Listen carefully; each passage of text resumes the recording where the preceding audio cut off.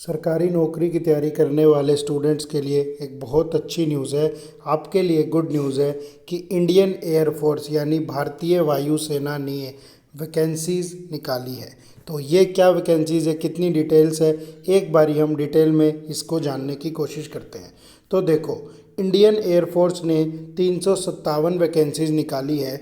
कोई बच्चा ये ना समझे कि वैकेंसी कम है, अभी सुनते जाओ। 1 जून से फॉर्म स्टार्ट हो चुका है, 30 जून इस फॉर्म की लास्ट डेट है और जो इसकी फ़ीस रही गई है वो 250 रुपये है। इतनी वैकेंसी क्यों है, ये बात जब मैं आपको इसकी सैलरी बताऊं उसके बाद आप खुद से करना। एक बारी इन पोस्ट को देख लो। बेसिकली जो 2 वैकेंसीज़ निकली हैं हमारी, वो 2 तरीके के लिए निकली है। एक एफ कैट के लिए और एक निकली है आपकी ग्राउंड ड्यूटी, जिसको फर्दर क्लासीफाई किया गया है टेक्निकल या फिर नॉन टेक्निकल के लिए। तो अब हम एक बारी देखते हैं फ्लाइंग ऑफिसर की एज लिमिट क्या है, क्राइटेरिया क्या है।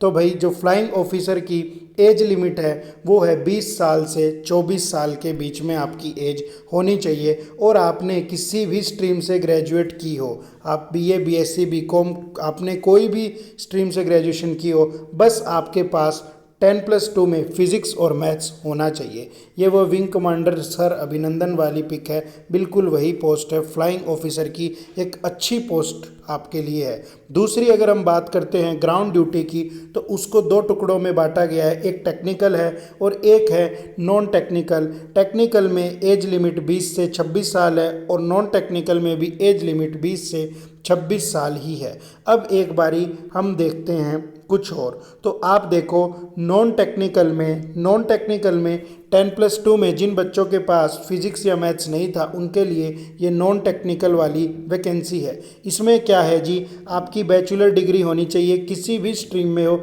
सिर्फ 60% आपके पास मार्क्स होने चाहिए और साथ ही साथ इसमें आपका फिजिकल एलिजिबिलिटी का टेस्ट भी होता है। हाइट जो है मेल की 157.5 रखी गई है और फीमेल की 152 सेंटीमीटर रखी गई है।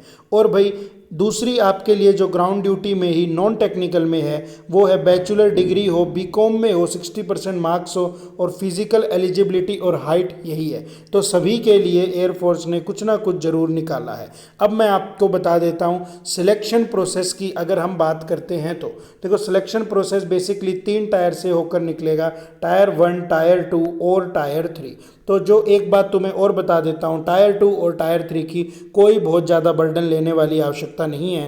टायर 1 क्लियर होने के बाद ही 8 या 9 दिन में इनकी तैयारी हो जाती है, लेकिन तैयारी साथ साथ ही करनी है क्योंकि ये एग्ज़ाम आसपास ही होंगे। टायर 1 एक दिन होगा और फिर टायर 2, टायर 3 की नेक्स्ट डेट दे दी जाती है। हो सकता है नेक्स्ट डेट नेक्स्ट डे की हो या कभी की भी दे सकते हैं। तो इनकी तैयारी के लिए सिर्फ 7 या 8 दिन सफिशेंट होते हैं। अब एक बारी हम फिर से कुछ चीज़ देखते हैं। भाई नॉन टेक्निकल की हमने देख ली थी, अगर किसी के पास 10+2 में फिजिक्स या मैथ नहीं था तो उसके लिए वो थी। और अब मान लो किसी के पास फिजिक्स या मैथ है तो उसके लिए एक एक्स्ट्रा चीज़ है। टेक्निकल का मतलब है आपके पास कोई बीटेक की डिग्री हो, ठीक है, और वही बात है 4 ईयर की ग्रेजुएशन हो और यानी बीटेक या आपने BE bachelor of engineering education कुछ किया हो और 10+2 में फिजिक्स, केमिस्ट्री, मैथ हो। जो एग्ज़ाम होगा उसका पैटर्न बिल्कुल सेम रहेगा तीनों ही पोस्ट के लिए, चाहे बात मैं टेक्निकल की करूं, नॉन टेक्निकल की करूं या फिर फ्लाइंग ऑफिसर की करूं।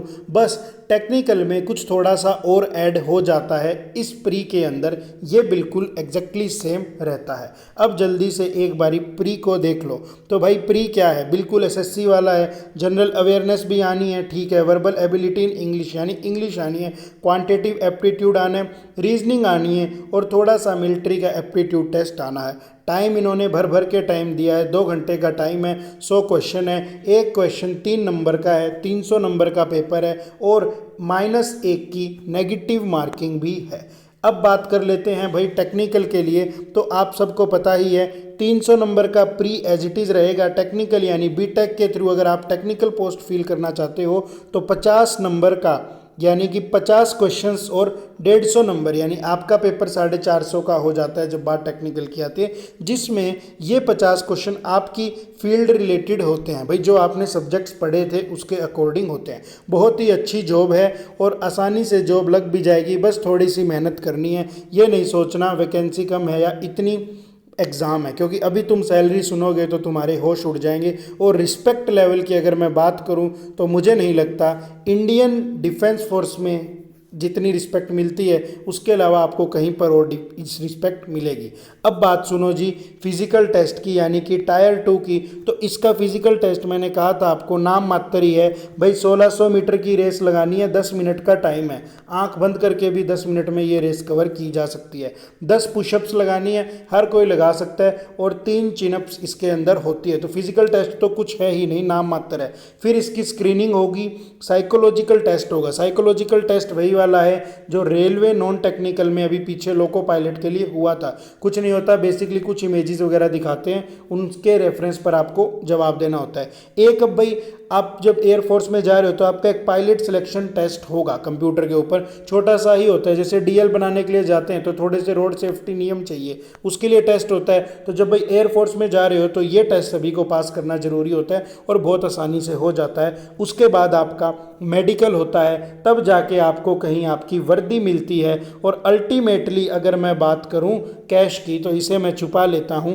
जब आपकी ट्रेनिंग चलती है इसके अंदर लगभग 1 साल की ट्रेनिंग रहती है, यानी 2022 में भर्ती कंप्लीट हो जाएगी, यानी 2022 जून में आपकी ट्रेनिंग स्टार्ट हो जाएगी। और ट्रेनिंग के ड्यूरेशन में ही ये कितनी सैलरी देते हैं, 60,000 की सैलरी ट्रेनिंग के ड्यूरेशन में ही देते हैं। अब मुझे बताओ एक ही ऑफिसर बनेगा इतने सारे, इसीलिए तो इतना प्रोसेस है। 60,000 सैलरी सिर्फ ट्रेनिंग में मिलती है। और इसके अलावा मैंने लिखा है जी इंसेंटिव या बेनिफिट्स अलग है, यानी ट्रेनिंग में 60,000 सैलरी आपको दी जाती है और आपको इंसेंटिव्स बेनिफिट्स आपके कुछ अलग मिलते हैं, यानी थोड़ा सा पैसा अलग भी मिलता है जो आपका सेव होता है। और उसके अलावा जो बेनिफिट्स होते हैं वो तो रहती हैं। और ट्रेनिंग पूरी हो जाने के बाद आपकी सैलरी बढ़ती भी है।